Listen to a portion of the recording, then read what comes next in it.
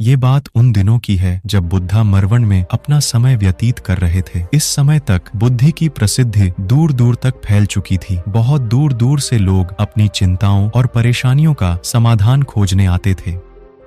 ऐसे ही एक दिन जब बुद्धा मरवन में अपने शिष्यों को प्रवचन दे रहे थे तो एक अधेड़ उम्र का व्यक्ति अपने 2021 वर्ष के पुत्र को अपने साथ लिए बुद्धि की तरफ चला आ रहा था। जब यह प्रवचन स्थल के पास पहुंच गए तो एक नजर उन पर डाली और इशारे से बैठने के लिए कहा। जब प्रवचन समाप्त हो गया और सभी लोग वहां से चले गए तो बुद्ध ने उस व्यक्ति को अपने पास बुलाया और बैठने के लिए कहा। वहां चारों तरफ हरियाली छाई हुई थी। मौसम बहुत सुहाना था और तरह तरह के पक्षियों की आवाजें गूंज रही थीं। ऐसा नजारा देखकर उस व्यक्ति को अंदर से असीम शांति महसूस हो रही थी। इसके बाद बुद्ध ने उस व्यक्ति से आने का कारण पूछा तो इस पर व्यक्ति ने कहा, यह तथागत मैं 2 दिन की लंबी यात्रा करके अपने पुत्र को आपसे मिलवाने लाया हूँ। ये मेरा इकलौता पुत्र है और ये हर समय थका थका रहता है। ऐसा लगता है जैसे इसके अंदर कोई जान ही नहीं है, कोई प्राणी नहीं है। इसका स्वभाव भी काफी चिड़चिड़ा हो गया है। अगर हम इससे कुछ भी कहते हैं तो ये हमारी छोटी छोटी बातों पर गुस्सा हो जाता है। इसके देखने की क्षमता भी उम्र से पहले ही कमजोर हो गई है और इसके बाल भी सफेद पड़ने लगे हैं। इतनी कम उम्र में इतनी बड़ी उम्र का लगना मुझे तो कुछ समझ नहीं आ रहा। किसके साथ हो क्या रहा है तथागत? मैं अपने पुत्र के स्वास्थ्य को लेकर बहुत चिंतित हूँ। जब मैं अपने पुत्र को वैद्य जी के पास लेकर गया तो उन्होंने कुछ औषधि दी और कहा अपने पुत्र को तनाव कम लेने के लिए कहो। वो अपने दिमाग में बहुत अधिक तनाव लेता है, इसलिए उसकी ऐसी हालत हो गई है। लेकिन मुझे उनके बहुत समझाने के बाद भी तनाव का मतलब समझ नहीं आया। मुझे नहीं पता कि तनाव होता क्या है, यह किन कारणों से आता है और उसे कैसे अपने पुत्र के दिमाग से निकालूं। लेकिन मुझे सबसे तनाव लेना तो कोई नहीं चाहता, लेकिन फिर भी यह तनाव लोगों के दिमाग को दीमक की तरह पकड़ लेता है और व्यक्ति जान भी नहीं पाता कि वह तनाव में जी रहा है। लेकिन अगर व्यक्ति तनाव के कारणों को अच्छे से समझ लेता है और तनाव के बारे में कोई ऐसा पैमाना बना लेता है जिससे वह जान सके कि वह कितने तनाव में है, तो वह इस समस्या का समाधान भी खोज सकता है। सबसे पहले तो तुम ये समझो कि तनाव होता क्या है। जब भी कोई व्यक्ति कोई काम कर रहा होता है लेकिन उसका मन कहीं दूर भटक रहा होता है, कल्पनाओं में होता है, तो उसके शरीर और मन के बीच एक दूरी पैदा हो जाती है। यह दूरी जितनी अधिक होगी व्यक्ति उतनी ही ज्यादा बेहोशी की अवस्था में होता है और शरीर व मन के बीच की इसी दूरी, इसी खिंचाव को तनाव कहा जाता है। आखिर कोई पसंदीदा खेल खेलने के बाद व्यक्ति चुस्ती और प्रसन्नता से क्यों भर जाता है, जबकि उसने तो अपने शरीर को थकाया है। लेकिन समझने वाली बात यह है कि खेलते समय मन और शरीर एक साथ पूरी तरह से उस खेल में केंद्रित होते हैं, जिससे शरीर और मन के बीच दूरी पैदा नहीं होती और कोई तनाव पैदा नहीं होता। और अगर दिमाग में कोई तनाव था भी तो वो भी दूर हो जाता है। लेकिन इसके विपरीत जब हम कोई ऐसा काम करते हैं जो हमें पसंद नहीं है तो हमारा ससुर तो उस काम को कर रहा होता है, लेकिन हमारा मन कहीं दूर कल्पनाओं में भटक रहा होता है, जिससे शरीर और मन के बीच एक दूरी पैदा हो गई और तनाव ने जन्म ले लिया। इसीलिए व्यक्ति को एक समय पर सिर्फ एक ही काम करना चाहिए और अपने तन और मन की सारी शक्ति उसी एक काम पर लगा देनी चाहिए, जिससे व्यक्ति के अंदर तनाव पैदा ही ना हो। इसके बाद बुद्ध ने कहा, तनाव पैदा होने के मुख्य 8 कारण होते हैं और जिसने इन कारणों को समझ लिया वो जीवन भर तनाव मुक्त रह सकता है। मुख्य कारणों में सबसे पहला कारण है अति महत्वाकांक्षी होना। महत्वाकांक्षी होना अच्छी बात है, लेकिन क्या कभी आपने इस बात पर ध्यान दिया है कि इंसान के लक्ष्य कभी पूरी ही नहीं होते। उसका एक लक्ष्य पूरा हुआ नहीं कि वह दूसरे की तरफ भागने लगता है, दूसरा पूरा हुआ तो तीसरे की तरफ, और इस तरीके से वो अपने लक्ष्यों को पाने के लिए जिंदगी भर गोल गोल घूमता रहता है। इसीलिए जो व्यक्ति अति महत्वाकांक्षी होता है, जिसने बड़े बड़े लक्ष्य बनाए होते हैं, वह वर्तमान में कभी रह ही नहीं पाता। उसका मन सदैव भविष्य की योजनाएं बनाने में ही व्यस्त रहता है। उसका शरीर तो वर्तमान में रहता है लेकिन भविष्य में ही रहता है, जिससे मन और शरीर के बीच दूरी पैदा हो जाती है और वह तनाव भरी जिंदगी जीने लगता है। बुद्ध के मुंह से यह बात सुनकर उस लड़के ने कहा, बुद्ध तो फिर इसका मतलब है कि हमें लक्ष्य नहीं बनानी चाहिए, क्योंकि लक्ष्य बनाना भी तो महत्वाकांक्षा ही है। इस पर बुद्ध ने कहा, जीवन में लक्ष्य बनाना कोई गलत बात नहीं है, लेकिन समस्या तब उत्पन्न होती है जब वो अपना पूरा ध्यान उस लक्ष्य से मिलने वाले परिणाम पर ही लगा देते हैं और उसके परिणाम की चिंता करते रहते हैं। व्यक्ति को वर्तमान में जीना आना चाहिए। आप लक्ष्य बनाइए और उस लक्ष्य की प्राप्ति के लिए कड़ी मेहनत करिए, लेकिन साथ ही साथ आपको इस बात का भी ज्ञान होना चाहिए कि आप अभी वर्तमान में जी रहे हैं और वर्तमान ही सत्य है। बुद्ध ने आगे कहा, तनाव का दूसरा सबसे बड़ा कारण है ईर्ष्या। जब व्यक्ति ईर्ष्या और जलन से भर जाता है तो उसका मन अंदर से सड़ने लगता है। ईर्ष्या एक आंतरिक घाव है। आंतरिक घाव यानी मन का घाव। व्यक्ति के शरीर का घाव तो भर सकता है लेकिन मन का घाव कभी नहीं भर सकता। इसीलिए व्यक्ति को दूसरे की खुशी और तरक्की से कभी ईर्ष्या नहीं करनी चाहिए, क्योंकि तनाव का कारण है। इसके बाद बुद्ध ने तनाव का अगला कारण बताते हुए कहा कि आरुषिपूर्ण काम करने से भी मन में तनाव पैदा होता है। जो काम करना हमें पसंद ही नहीं है, जिसका में हमारी रुचि ही नहीं है, उस काम में हमारा मन लग ही नहीं पाएगा। हमारा शरीर तो वही बैठा रहेगा लेकिन हमारा मन कल्पनाओं की उड़ान भरेगा, जिससे शरीर और मन के बीच दूरी पैदा हो जाती है और व्यक्ति तनावग्रस्त हो जाता है। इसीलिए इंसान को हमेशा अपनी रुचि के अनुसार ही कार्य करनी चाहिए। अगर व्यक्ति ने ये पता कर लिया कि उसे कौन सा काम करना पसंद है और वो उसी काम को अपने जीवन का लक्ष्य बना लेता है तो फिर वो काम उसके लिए काम नहीं बल्कि खेल बन जाता है। फिर बुद्ध ने कहा, तनाव का चौथा कारण होता है किसी दूसरे से अच्छा रखना। बुद्ध ने उस व्यक्ति की ओर इशारा करते हुए कहा, एक पिता होने के नाते तुम्हारी अपने पुत्र से बहुत सी अपेक्षाएं होंगी कि तुम्हारा पुत्र एक बहुत ही कामयाब इंसान बने, तुम्हारा नाम रोशन करे, जैसा तुम चाहते हो उस तरह का जीवन जिए, तुम्हारी हर बात मानी। लेकिन क्या आज तक कभी किसी की सारी अपेक्षाएं पूरी हुई है? जब भी कोई व्यक्ति किसी दूसरे से कोई अपेक्षा रखने लगता है तो वो अनजाने में अपने लिए तनाव पैदा करने लगता है। जरा सोचो कि अगर तुम्हारा बेटा तुम्हारे अनुसार काम नहीं कर रहा और वो नहीं बन पा रहा जो तुम उसे बनाना चाहते हो, तो निश्चित रूप से तुम्हारे दिमाग को तनाव पकड़ लेगा। तुम तनाव से भरा जीवन जीना शुरू कर दोगे और इस तनाव के बस में आकर तुम ऐसा व्यवहार करोगे, ऐसी बातें करोगे कि तुम्हारा अपने पुत्र के साथ संबंध और भी खराब होता चला जाएगा। इसीलिए व्यक्ति को जितना हो सके उतनी कम अपेक्षाएं दूसरों से रखनी चाहिए और अगर पूरी तरह से तनाव मुक्त रहना है तो दूसरों से अपेक्षा रखना ही बंद कर दो। इसके बाद बूथ ने कहा कि शारीरिक कष्ट भी इंसान के तनाव का एक कारण होता है। जब व्यक्ति किसी शारीरिक पीड़ा से गुजर रहा होता है तो उसका पूरा ध्यान बस अपने उस शारीरिक दर्द पर होता है और वो पूरे दिन बस उसी के बारे में सोचता रहता है, जिससे उसका मन दुख के विचारों से भर जाता है और ऐसी स्थिति में व्यक्ति तनावग्रस्त रहने लगता है। यह सुनकर उस व्यक्ति ने कहा कि हे बुद्ध, शारीरिक दुख तो किसी भी व्यक्ति को हो सकता है, तो फिर क्या हुआ? व्यक्ति जीवन भर तनाव में ही जिएगा? इसका जवाब देते हुए बुद्ध ने कहा कि इंसान को ये बात समझनी चाहिए कि हमारा जीवन दुखों का आधार है। जैसे जैसे हमारा जीवन आगे बढ़ता है, इसमें दुख आते हैं, बीमारियां आती हैं और फिर अंत में मृत्यु भी आती है। तो बीमारियां इंसान के जीवन का अभिन्न अंग है, कोई इनसे बच नहीं सकता। बस किसी किसी के जीवन में ये समय से पहले आ जाती है तो किसी के बाद में पढ़ाती सबको है। जब इंसान का मन इस बात को अच्छे से समझ लेगा तो फिर वह अपनी बीमारी के बारे में सोच सोच कर ज्यादा तनाव नहीं लेगा, क्योंकि यह हमारे जीवन का अभिन्न हिस्सा है और इसके लिए व्यक्ति को शारीरिक रूप से भी अभ्यास करते रहना चाहिए। अपने जीवन में व्यायाम और स्वस्थ जीवन शैली को भी जगह देनी चाहिए ताकि उसका शरीर लंबे समय तक निरोगी रहकर सही से काम कर सके। तनाव का अगला कारण होता है अपनी योजनाओं को समझने के लिए समय न देना। कुछ लोगों के दिमाग में कोई विचार आया नहीं है कि वो बिना सोचे समझे उस पर काम करना शुरू कर देते हैं और जब उस काम में उन्हें असफलता मिलती है तो वह तनाव से भर जाते हैं, क्योंकि उन्होंने उस काम को शुरू करने से पहले उसके बारे में पूरी जानकारी इकट्ठा नहीं की थी। इंसान को कोई भी काम शुरू करने से पहले उसके अच्छे और बुरे परिणामों के बारे में ठीक से सोच विचार कर लेना चाहिए। इंसान को इस बारे में भी सोच लेना चाहिए कि अगर ये योजना सफल नहीं हुई तो फिर इसके बाद मैं क्या करूंगा। इसलिए व्यक्ति को अपनी योजनाओं को ठीक से समझने के लिए पूरा समय देना चाहिए ताकि बाद में उस योजना की वजह से तनाव पैदा ना हो। तनाव का सातवां सबसे बड़ा कारण होता है टाल मटोल करना, आज के काम को कल पर टालना। आप लोगों ने ये कहावत तो सुनी होगी कि आलसी इंसान के शरीर का सबसे बड़ा शत्रु है। इंसान आलस्य की वजह से आज के काम को कल के लिए टाल देता है और फिर काम को टालना उसकी आदत बन जाती है। काम को कल पर टालने वाले व्यक्ति का काम कभी भी समय पर पूरा नहीं हो पाता और अगर किसी तरह से पूरा हो भी जाता है तो वह उतना अच्छा नहीं हो पाता जितना अच्छा उसे किया जा सकता था और फिर यह बात व्यक्ति के अंदर तनाव पैदा करती है। लेकिन काम को टालना या काम को एकदम अंत समय पर करना एक आदत है, इसीलिए व्यक्ति ना चाहते हुए भी बार बार अपनी इस आदत का शिकार बन जाता है और काम को टालता रहता है और फिर जब काम की समय सीमा पास आ जाती है तो वह तनाव से भरकर काम को पूरा करने का प्रयास करता है। इसीलिए तनाव मुक्त रहने के लिए व्यक्ति को काम को टालने की आदत छोड़नी पड़ेगी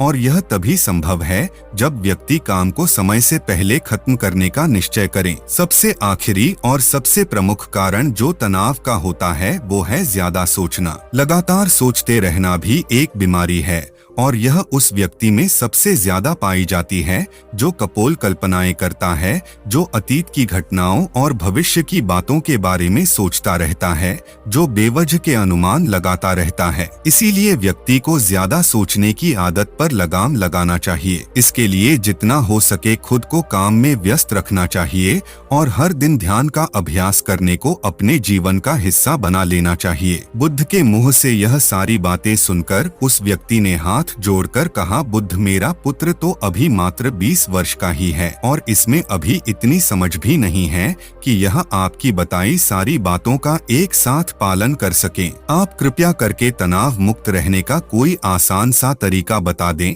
जिससे मेरा बेटा उसका अनुसरण भी कर सके और तनाव मुक्त भी रह सके। उस व्यक्ति की यह प्रार्थना सुन बुद्धि ने कुछ सोचते हुए जवाब दिया, अगर तुम इतनी सारी बातों का पालन नहीं कर सकते तो इसके लिए एक बहुत ही आसान विधि है। तुम एक बार में एक काम को करने पर ध्यान लगाओ भी काम कर रहे हो, उस समय पर सिर्फ उसी काम को करो, सिर्फ उस पर ही अपना पूरा ध्यान लगाओ और अगर तुम्हारा मन इधर उधर भटक जाता है तो जैसे ही तुम्हें याद आए उसे वापस फिर उसी काम में लगा दो। ये सबसे आसान और अच्छा तरीका है तनाव मुक्त रहने का। जब तुम भोजन करो तो उस समय सिर्फ भोजन ही करो, उसके पूरे स्वाद का आनंद लो, उसी अनुभव करो। जब चलो तो अपना पूरा ध्यान सिर्फ चलने लगा दो। इससे तुम्हारा मन और तुम्हारा शरीर दोनों एक जगह पर केंद्रित रहेंगे। दोनों के बीच दूरी पैदा नहीं होगी जो कि तनाव का मुख्य कारण होती है। दोस्तों, आज की युवा पीढ़ी एक ही समय पर 2-2-3-3 काम करने के आदी हो चुकी है, जैसे फोन पर बात करते हुए गाड़ी चलाना, खाना खाते हुए टीवी देखना। ये फोन चलाना और फिर इनकी शिकायत रहती है